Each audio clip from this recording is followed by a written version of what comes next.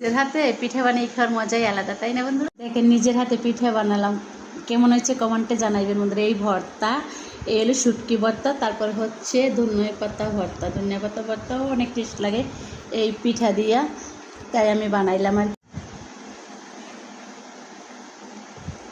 Wow, অসাধারণ, খুব test. গ্রামে ঐতিহ্যবাহী পিঠাই তো ধনিয়া পাতা, তারপরে শুটকি ভর্তা দিয়া চিতই পিঠা, তাই না বন্ধুরা? আমি কিন্তু বড়গুলোও বানাইছি, কিন্তু ছোটগুলো খেতে আমার তো অনেক ভালো লাগে।